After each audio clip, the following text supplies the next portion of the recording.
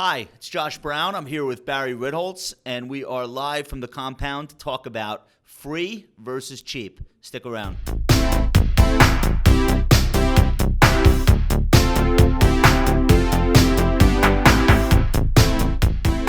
Barry, you did this post for Bloomberg View, and you were talking about how, I think you said cheap is great, free is... bullshit. Okay, Free is bullshit. We're gonna go there right off the top. Right off the let's be. All right. So, but like freemium business models is maybe a separate discussion. This isn't about get something for free and then upgrade. This is more about like, here's something I'm giving you that's low cost and I've taken the cost out of it versus, hey, this is completely free. Have fun.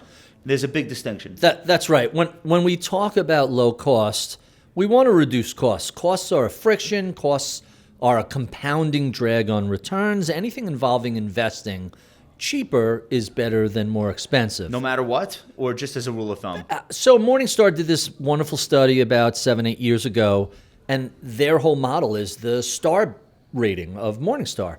And they said, what happens if we just forget about that, and let's just look at if you only picked, when confronted with a series of choices, the cheaper fund. And it turned out that cheaper, over the long haul, beat more expensive, regardless of everything else. So first of all, I give Morningstar a lot of credit for huge actually publishing that study. But absolutely, they looked at every single potential factor you could use to select funds, and then what happened if you weighted based on that factor. And it turned out the most effective way to ensure good returns.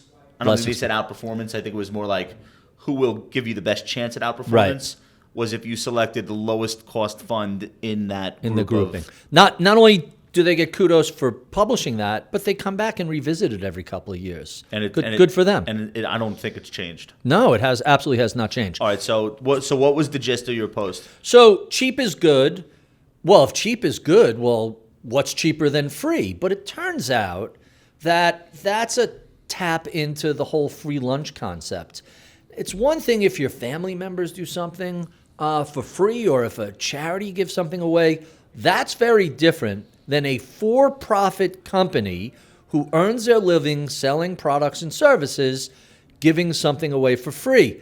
That should make consumers of these products stop and say, there is no free lunch. What's the catch? Right. Well, I think they say it, and then somebody explains what the catch is, and then they say, well, that doesn't sound so bad, and maybe sometimes it's not.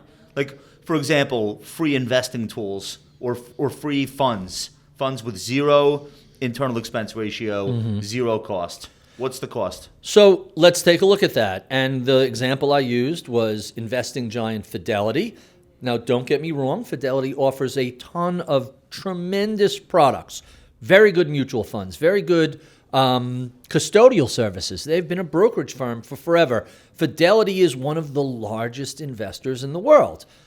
But they also generate $9 billion a year in the fees from their funds. So and I think they have something like 700 plus funds, maybe even more. I don't know if that's enough. They should probably have more than 700. So when they roll out two funds that are absolutely free, no expense, well, their business model is selling funds at a profit. You have to say, what's the motivation? And they don't make any bones about it. They don't hide this in the fine print. So what is the model will get people to start using the free funds, and then we'll use that as the basis with which to market the funds that cost 75 basis points, right? 1%. If we custody our clients. So like, in other words, what's wrong with that? So we custody our clients at TD and Schwab. If you have money at those two custodians, you can't get those two free funds from Fidelity. You have to open up a brokerage account at Fidelity. You have to put money there. You have to then buy one of those two funds, and then the assumption is they will market everything else they offer to you. Now, there's nothing wrong with that. Right. You just have to understand, well, this isn't quite free. It's two funds. It's not a fully diversified portfolio. And the plan is eventually, this is the freemium model, will eventually step you up to something that actually has a fee on it. So everyone's doing a version of that. At TD Ameritrade Institutional, which is our primary custodian, they've got a menu of 100 some odd ETFs that trade for free. Right. So if you're an RIA and you're saying, where should I open my client accounts? Well, if I open them there, I can trade all of these iShares funds and State Street funds off of this menu at no commission to my clients, which That's is a right. great deal. And we and use then that. I'll also buy other things that I will pay for. That's right. And we use that for our robo-advisors. We've worked with a number of free ETFs in the past. Yeah. Here's the issue that you always have to be aware of. If it's a for-profit company, they hope to eventually upsell you on something else where they're going to make money on. Let me give you a better example than perhaps the few free ETFs at TD, and that would be everybody's favorite millennial trading app, Robinhood. So Robinhood is a broker. They advertise free trading, but brokers are all in the business to make money. They're not fiduciaries to the client. So free to the client because there's no commission for a buy and a sell. But there's a cost. You just may not see the cost. First of all, there's the spread, which you may not be aware of. You save $8, but you're paying a 16th or an eighth or a 10th of a percentage, and that's going to be more than $8. Second, there's order flow rebate. But you have a spread at every broker. That's not unique to Robinhood. True, of course, that's true. It may be better or worse, but it exists no matter what. Then there is selling the order flow to various high-frequency traders for the rebates that they offer. So hold, before we go further, if I'm a Robinhood customer and I buy 1,000 shares of, I don't know, XYZ, Intel, whatever it is. So I buy 1,000 shares of Intel on Robinhood versus at E-Trade. At E-Trade, I might pay $5 for the trade. Mm-hmm. At Robinhood, I pay nothing. But then on the back end, somebody executed that trade as the counterparty with Robinhood. That's right. That somebody might have paid for that order flow. That's correct. Because they can exploit my lackadaisical, like I don't really care if I buy it at 25 and a quarter or 25 and 30 cents or 35 That's right. cents. So there's a victor there. There's somebody charging.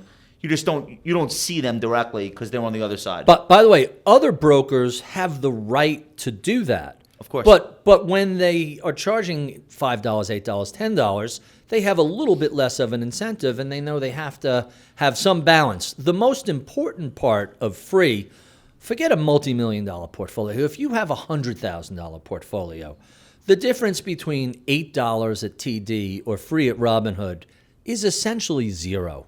Think about... Unless you're trading like every 5 minutes. Which is where I was going with this.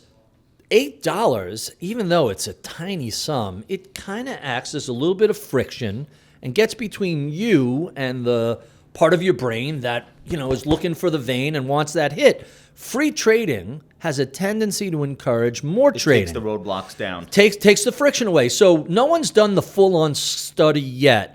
But I suspect that a couple of years from now, someone will do a study between free trading, cheap trading, and expensive trading to see who's got the best returns. Right. And I'm going to bet that free trading is going to be the worst returns of all. So our friend Morgan Housel, I think he wrote this in a post once, but it stuck with me. He was talking about if $8 is a barrier to you making an investment, right, then maybe it's not an investment that you really care enough to make, and maybe you shouldn't. That's right. So I think that's an important point.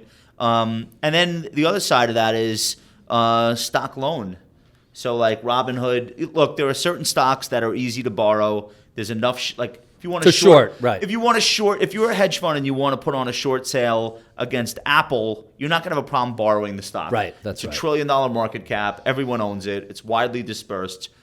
We got you covered. Mm-hmm. If you want to short a biotechnology company that's maybe a $300 million market cap and a lot of the float is already short, that borrow is tougher, which means the brokerage firm can charge an interest rate. That's right. In order to borrow stock from someone else's account electronically and sell against it. If you're Robinhood or any other broker-dealer, that's also a great business. I don't know that that's a negative for the shareholder on the other side that just wants to buy it, but it's another avenue of profit that's not necessarily baked into the idea of, hey, this is free. The key takeaway is there is no free lunch. If somebody's offering you something for free, it means one of two things. They either A, hope to upsell you to their premium product from their free product, or B, there are ways they're making money that you may not see.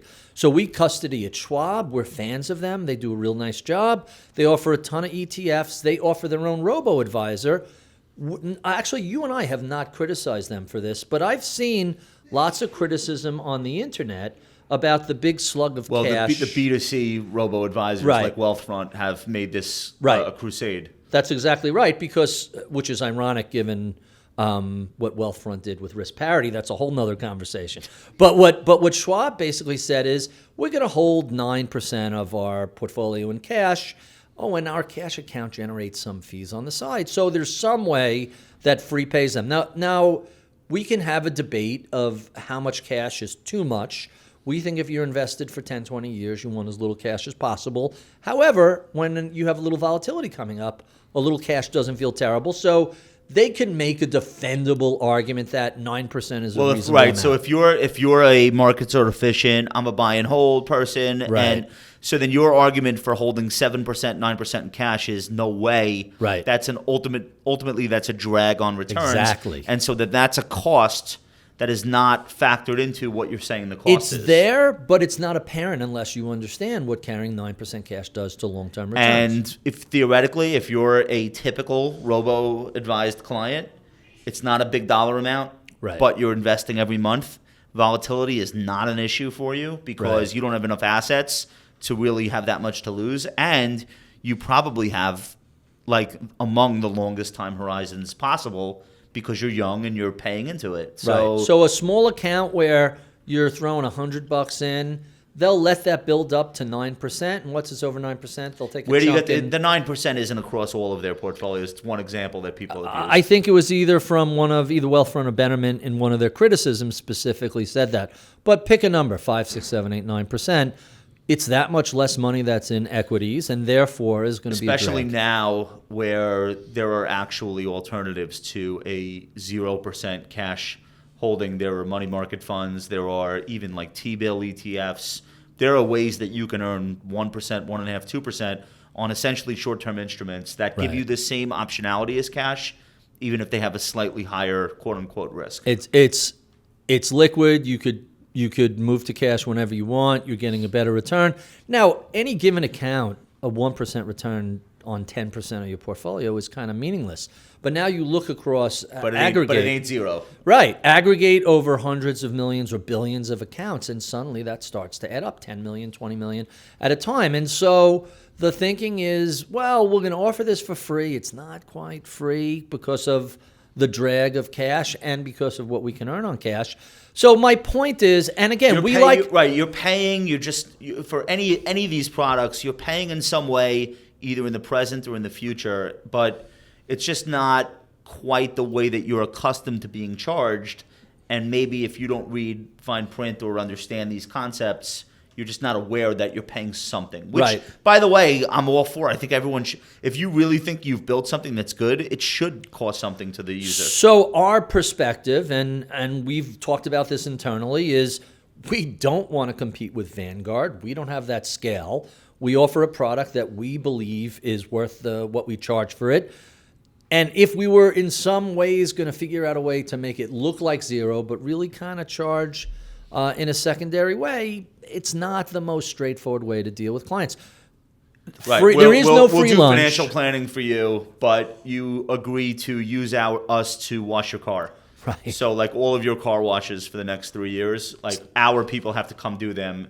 And by the way, the car wash costs $300 every time. So I was out of the office on Friday. Is this a new project that This I is was something on? I'm kicking around. All The right. last thing I want to ask you about on this topic, like, doesn't it remind you of some of the less successful retailers, like Sears? Free was famous- shipping? Sears was famous for this, or even like Christmas doorbuster. Like, all right, we're gonna give away 20 flat screen TVs every Saturday, and then they give you a $500 TV in the hopes that you'll come in and buy a mop. No, it's the other way around. You remember the doorbuster sales at Walmart's where there would be, for Christmas, there would be fights and it would go viral. It was terrible. I'm undefeated in those fights. So a store like Walmart that has 1,000 of these in stock in any given location, they'll put 5. We have 5 at this location or 10 at this location. You come in, you Literally spend a couple knock yourselves out. Right. Here are 5 TVs, knuckle up. Right. Absolute extreme fighting, mixed martial arts. But then they want the other people to walk out having bought a TV. It becomes an event. All these people show up, even if I'm not buying that crappy, no brand television, and even the people who do hey, lots of people go through the doors of Walmart or wherever. It could be Sears, it could be Best Buy. These are called loss leaders. It's an underlying staple of advertising, and it's been used successfully for products for years. What's interesting here is that we now see that model applied to financial services. All right. Well, listen, I appreciate you stopping by, even though the conference room is 5 feet away from your office. That's Barry Ritholtz, ladies and gentlemen. We'll see you soon.